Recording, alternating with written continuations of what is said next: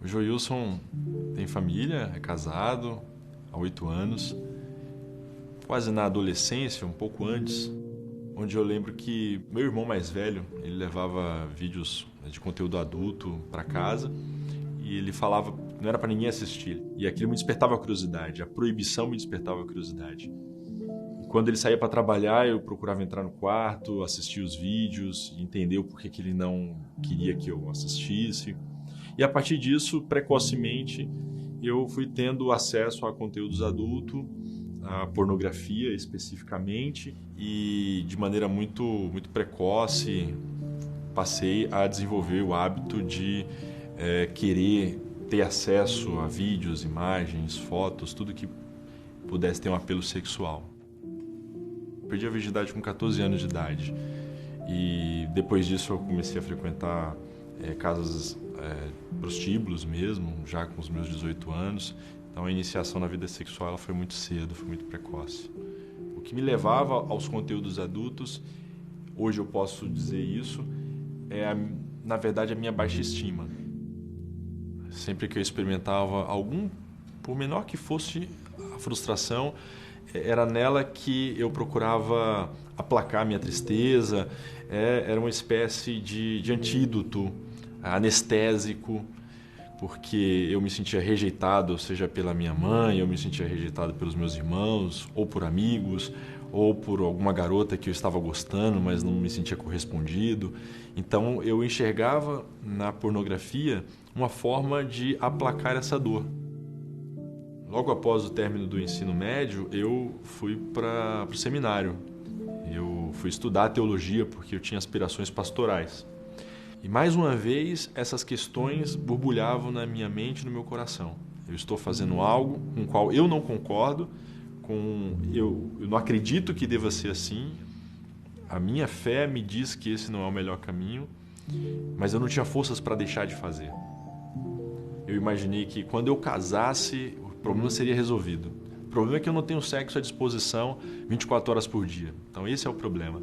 Então por não ter, é que eu busco outras formas de ter. Eu fui cheio de expectativas para o casamento. E essas expectativas, elas foram construídas com base em toda a infância, adolescência, juventude, consumindo conteúdos adultos. E foi para essa relação que eu imaginava ter tudo aquilo que eu via no virtual eu teria no real. Ou até mesmo quando eu tive situações de sair com garotas de programa, de estar em casas de prostituição, eu imaginava coisas que eu via no virtual, mas que no real não acontecia. Era pura ilusão. Em 2012 eu fui convidado para assumir uma igreja. Foi muito difícil, alguns momentos, não apenas pelo ministério pastoral em si, mas muito difícil para mim, porque eu continuava tendo compulsão sexual, ensinando para outras pessoas, mostrando para outras pessoas como não fazer coisas que eu, no meu íntimo, eu estava fazendo. Vivia novamente um conflito, aquele mesmo conflito da adolescência, da juventude, agora estava comigo no ministério pastoral. Em um determinado domingo, eu ouvi o anúncio de uma palestra no grupo de apoio sobre o vício do sexo. E vi naquele grupo de apoio o lugar que eu precisava estar. E ao perceber as pessoas falando abertamente sobre as suas questões, colocando para fora os seus maus comportamentos, seus traumas, seus enroscos, aquilo me despertou muita vontade de falar também. No grupo de apoio, eu pude entender uma verdade que eu já conhecia, mas que não era tão latente assim, não estava tão presente assim na minha vida, que é a verdade de que sou um filho amado de Deus. E o fato de eu me apropriar disso me foi dando forças para lidar de maneira clara, contundente com a minha questão. Não fugir, não achar que eu era o pior de todos, mas lidar e tratar e falar dela abertamente.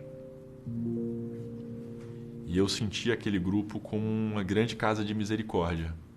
Ali eu percebi a graça de Deus, a misericórdia de Deus exalando pelos ouvidos, pelas falas, pelo abraço das pessoas, pela forma como mutuamente nos apoiávamos. Quem vive de maneira compulsiva deixa de estar com pessoas que ama, deixa de desfrutar de momentos em família, com amigos, deixa de fazer coisas que possam ser positivas para elas. O conselho que eu daria para mim mesmo hoje, no passado, seria: não viva sozinho, não fique sozinho. Sozinho você vai continuar preso às mesmas questões, ao mesmo comportamento e não vai conseguir experimentar a cura. A cura é quando nos relacionamos com outras pessoas que passam pelo mesmo problema, que enfrentam as mesmas situações e que podem simplesmente nos apoiar e nos abraçar sem nos julgar. Onde não há julgamento, há transformação.